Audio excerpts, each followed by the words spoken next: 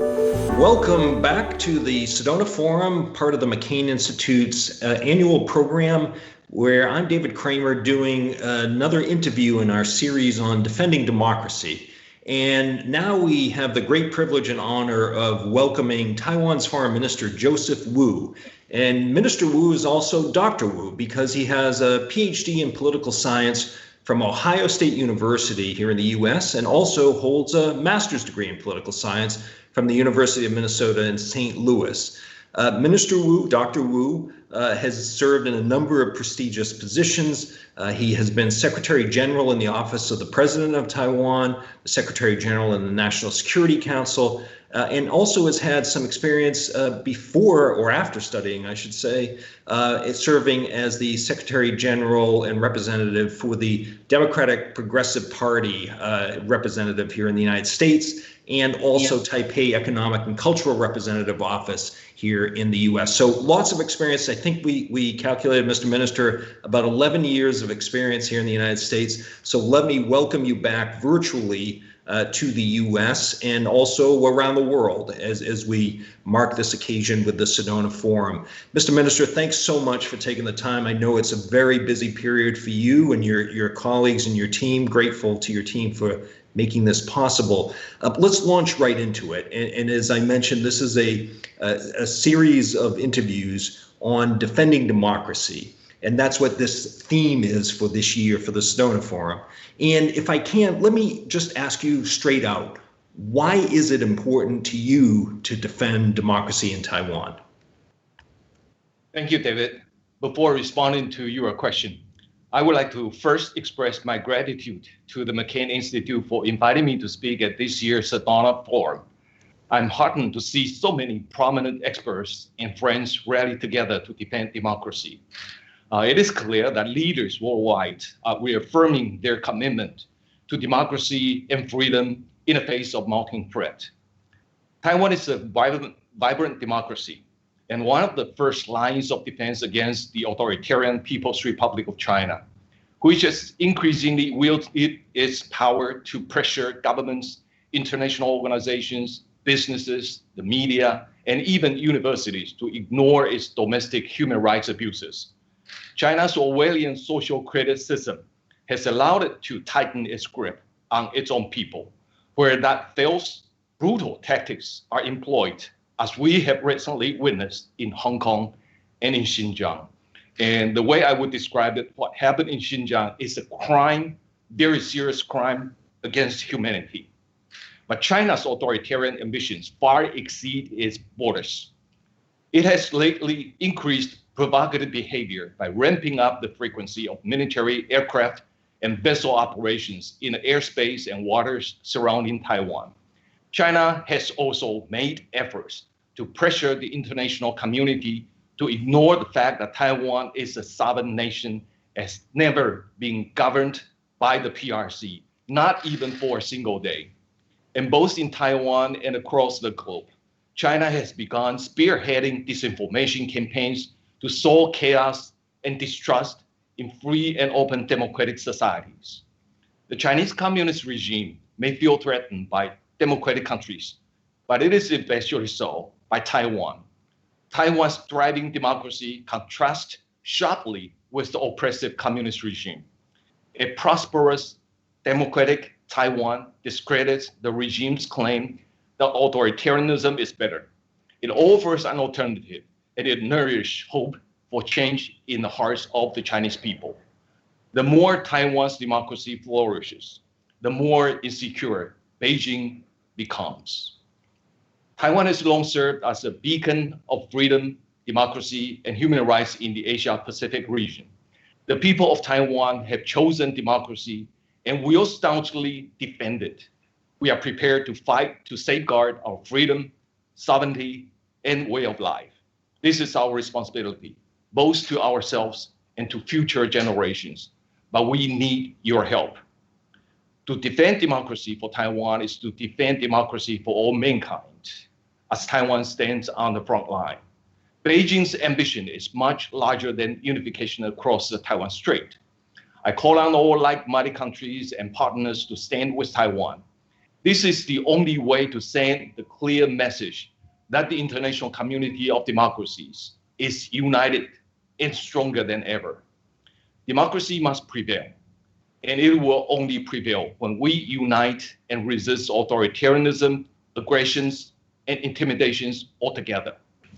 Mr. Minister, thank you very much for that. And just to follow on from that, if I can, as you indicated, Taiwan faces growing pressure from Beijing. How do you sustain your trajectory in a democratic direction? How do you sustain your optimism, your positive attitude in the face of a serious threat, for sure?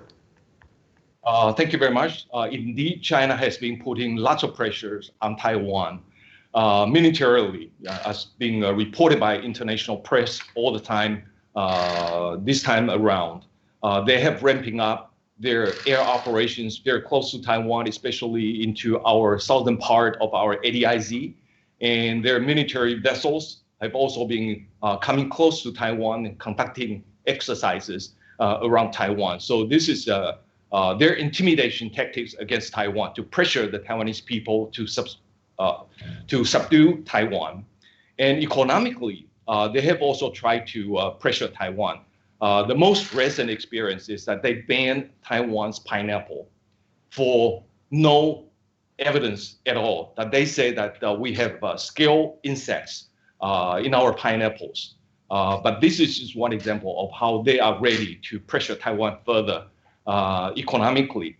And other than that, they also conduct disinformation campaign or infiltrations into Taiwan. In many ways, we call that hybrid warfare, cybersecurity attacks and disinformation campaign. At the same time, they try to set up their proxies in Taiwan to make Taiwan insecure domestically. So this is what we are facing in Taiwan. And more serious than that is on the diplomatic front. We have many friends around the world, and the Taiwanese people want Taiwan government to be able to participate in international organizations, just like other peoples of other countries. But China has been pressuring either international organizations or individual government to prevent Taiwan from being able to participate in international organizations or international activities. So the threat against Taiwan is very serious. And the Chinese way of doing it is trying to destroy Taiwan's democracy or trying to create people's distrust of Taiwan's democracy. And facing this kind of situation, we not only try to find ways of defending ourselves, but we also try to find ways of making contributions to the international society so that there's international awareness that supporting Taiwan is the right thing to do. And I'll just give you one example of Taiwan is making contributions to the international society. GCTF, Global Cooperation and Training Framework, is an agreement that Taiwan signed with the United States back in 2015. And under this framework, we invite regional experts and officials to Taiwan for training on many issues, including public health, environment, media literacy, which is to fight disinformation, cybersecurity, HADR, women's empowerment, and e-commerce to promote regional prosperity. And we also conducted training workshops on energy security. So through all these kinds of activities, Taiwan is making substantive contributions to the region so that the countries in the region, or broadly speaking, in the international community, understand that Taiwan is not only a democracy, but is making substantive contributions to the international community. Let me have one more step in explaining how Taiwan is trying to make contributions alongside with the like-minded countries. Anti-ISIS coalition is something that Taiwan has been actively participating in, even though Taiwan is not threatened by terrorism. And we do that because we understand that if we don't support this effort in countering terrorism, it might come to Taiwan at some point. And for those countries who participated in the anti-ISIS coalition, they understand the value of Taiwan. And one more example, which is religious freedom Forum. Taiwan has been participating in it and also making contributions. And we want to show to the international community that Taiwan is the best example of freedom, and especially in religious freedom. So this is what we try to do in bringing the international attention to Taiwan as a force for good. And I'm very glad to tell you that after all these efforts, we are winning support from the United States, from other like-minded democracies, especially in the United States. When President Trump was in office, there was an increasing support for Taiwan, and we were very happy about that. And after President Biden came into office, the whole administration was also showing lots of support for Taiwan's international participation, for Taiwan's security, or to praising Taiwan's democracy. So we are very happy that we are doing the right thing, and we'll continue to do those right things. Well, Mr. Minister, speaking of doing the right things, Taiwan has made tremendous progress on democracy over the years, and you most recently received a score of 94 out of 100 on Freedom House's Freedom in the World Report, an organization I used to run almost a decade ago. In its report, Freedom House noted that your government's approach to the COVID-19 pandemic has been among the world's most successful. What lessons can the rest of us learn from Taiwan's experience dealing with the pandemic? Well, thank you very much for this question. Indeed, Taiwan is one of the most successful countries in dealing with COVID-19. And we are successful, not just created this mechanism out of vain. We learned a very hard lesson in 2003 when SARS hit Taiwan, and it hit Taiwan very hard. And we started learning how to cope with a pandemic like this one we are facing right now. So we set up our emergency system, public health system in dealing with a possible onslaught of a pandemic. And the government officials also understand that transparency and honesty is the best way in dealing with it. And therefore, when this COVID hitting China, or the news that we learned from the media or from the internet that there might be something similar to SARS has started in China, we set up our mechanism in dealing with it. Not only we try to control our border, but we try to inspect those passengers coming from China. And we also set up our command center in dealing with this possible large outbreak. And after the first case arrived, our emergency center, command center, formally set up, and they do press briefings every day in a very transparent way. The commander, which is also our health minister, went on television every day and answered every possible question raised by the media. And through that kind of transparency, we are able to educate the general public on how to protect themselves. And we also let the people understand that the government is doing everything they can in preventing the COVID from spreading further. And that is a kind of trust that we created for the government and the people and the medical personnel to work together. So this is the way we try to deal with it. And if you look at the difference in between Taiwan's model of dealing with COVID and the Chinese authoritarian model of dealing with COVID, is that we cannot afford to conceal any information. But as opposed to Taiwan, China cannot afford to tell the truth. And this is a contrast between democracy and authoritarianism. And Taiwan offers an alternative and a good model for the international community in fighting against COVID. The contrast that you just highlighted there leads me to ask you about the threat of disinformation, which is a problem all of us face around the world, including here in the United States. I'm curious how serious a problem this is in Taiwan and what you do to deal with it, whether related to the pandemic or other things. It is very serious. And many countries started to feel that maybe disinformation is something that they need to cope with recently. But Taiwan has been dealing with this issue for years. And the way to deal with it, again, is through transparency. And the government needs to respond in a very quick way. What the disinformation is trying to do to our government is to pick up some of the information, and then they transform it into something that may lead people to distrust the government or to create chaos in our society. And when we detect any information out there that is designed to create distrust, we go on the press right away to explain to the people what is the right information and what is being wrong about this disinformation piece. And it's not just the government which is trying to deal with it in a very rapid way. We also work with the media, public media here in Taiwan. The public media here in Taiwan also understand that they cannot afford to carry those false informations or disinformations. So some of the media here would like to have a contrast of what is the false story going out there and what is the accurate stories. So with that, people understand that what is going on. And we also work with the NGOs and also with the social media providers. Some of our NGOs created something called the fact check.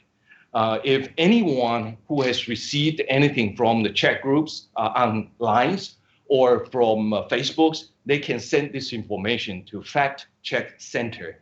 And they will respond by telling you this is true story or false story. And people can be educated through this way. Moreover, I think international effort is also something that we can also learn from. Beginning from 2019, we started the GCTF workshops on the media literacy, which is to work with regional experts and government officials to tell what is right and what is wrong and the best practice against the disinformation campaign. So these are the ways in dealing with disinformation. Not only the United States is seeing increasing disinformation campaigns coming from Russia or coming from China.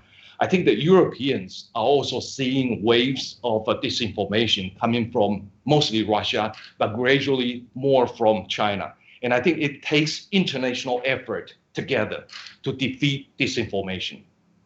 How important is solidarity with other democracies, not just in the region, even beyond? I think it is very important. If you look at what China has been doing, China is a country that we have to deal with day in and day out. And therefore, we are watching China in a very careful way. And if you look at Central and South America alone, China has been using its vaccine diplomacy to win its influences in Central and South America. And they seem to be winning lots of influences in that wide region. And Central and South America happens to be very close to the United States. And I'm very glad to see that the United States is realizing that working together with allies and partners and democracies together is the best way to deal with the expanding authoritarianism. The recent Quad Summit and also sets of 2+2s are designed to strengthen the alliances of democracies, not only in the Indo-Pacific, but also across the Atlantic. And I'm very glad that the fellow democracies are working closer than ever in dealing with the common threat posed by communism or posed by Russia. And this is the kind of trend that we would like to see. And from Taiwan's perspective, we count on the support of the like-minded countries, and not just from the United States. And if there can be more countries, more democracies, understand that Taiwan is very important and important democracy to be safeguarded. And through these kinds of alliance strengthening, we are going to see more democracies from the Indo-Pacific or from Europe. They are going to rally behind Taiwan.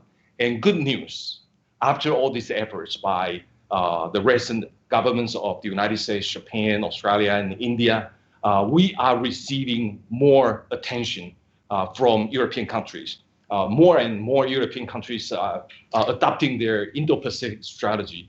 The Netherlands, Germany, France, and EU now are discussing their own Indo-Pacific strategy. And Taiwan is going to be a very important part of that strategy. And I'm very glad to say that fellow democracies are now uniting.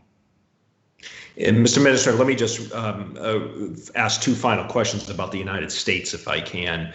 What is it you would like to see in the way of support from the new Biden administration? You've mentioned it in passing a few times, but what would you like to see from the new administration here in the U.S.? Thank you very much for this wonderful question. The United States is the most important friend and ally of ours, and therefore we always count on the support of the United States. And I'm very glad to tell you that Taiwan enjoys bipartisan support. It's not just on the Hill, but also in the administration. President Trump, when he was in office, his administration has been supporting Taiwan staunchly, and we appreciate that. And after the Biden administration came into office, they found all kinds of opportunities to express their support for Taiwan, and we really appreciate that. But being said, we still look forward to further discussions with the United States on all kinds of issues to strengthen our relations with the United States and to strengthen the U.S. position internationally. First of all, we are interested in working together with the United States to resume the TIFA, the Trade and Investment Framework Agreement discussions. The reason why that is important is that China is threatening Taiwan, and the best safeguard for Taiwan is for Taiwan to be able to strengthen its economic relations with the United States, with Japan, Australia, and etc. But unfortunately, TIFA has been severed for somewhere around 4 or 5 years, and we hope that can be resumed as soon as possible. And when TIFA is resumed, we hope we have an opportunity to discuss with the United States for a bilateral trade agreement with each other, or free trade agreement. And I think that would tie Taiwan's economy and the United States economy further together. And that would make the two countries closer than ever. And of course, we also had an agreement with the United States to have this regular dialogue on the economic prosperity dialogue. And we hope we can continue to have discussion based on that dialogue so that the supply chain restructuring can tie Taiwan further with the U.S. supply chain. And on global issues, Taiwan is also very willing to work together with the United States, and that's my word. Whatever the current administration thinks that Taiwan can play a role, or whatever kinds of international issue that would require international community to act together, Taiwan will always be there. Taiwan will always be willing to work together with the United States, whether it's counterterrorism or international health, public health, or other issues. We are there, ready to work together with the United States. Mr. Minister, if I can, let me close with perhaps a bit more of a personal question for you. And as I mentioned at the outset in introducing you, you spent time in the United States as a student. You also spent time working here representing Taiwan. I'm curious if you could just share with us how formative an experience that was to have studied here. You were kind of in the heartland of America, in Ohio and in Missouri as a student. I'm curious what impact that had on you. That has a tremendous impact on me personally. I always thought that those 10 years studying in the United States was the best years in my life. I was able to be educated, to learn from the United States, not just my knowledge, but also the way of thinking about the international responsibilities, and also to understand Taiwan's role in the international community, and also Taiwan's relations with the United States. So throughout my life, there's no doubt at all that studying in the United States is the best. And I always encourage other students, younger students, when I was teaching, to have the opportunity to study in the United States. And I also encouraged my son to study in the United States. And he graduated from Georgetown University, which made me very proud. Congratulations. Now he's working in Washington, D.C., even though at the very junior level. But this is a kind of experience many people here have. If you look at our cabinet, I'm not the only one who has received higher education in the United States. I think we have probably the highest per capita of American PhDs in our cabinet. And that shows that there's the natural inclination in the Taiwanese government to think about the United States as our best friend. And we will continue that trend. Minister Joseph Wu of Taiwan, that is a terrific note to end on. I'm very grateful, sir, for your taking the time to join us here today on this Sedona Forum interview on defending democracy. Speaking to us from Taipei, thank you so much, sir, for joining us. I'm really grateful. Well, thank you very much, David, and I'm very happy to be able to have this opportunity to speak to the Sedona Forum. Thank you. Thank you, sir.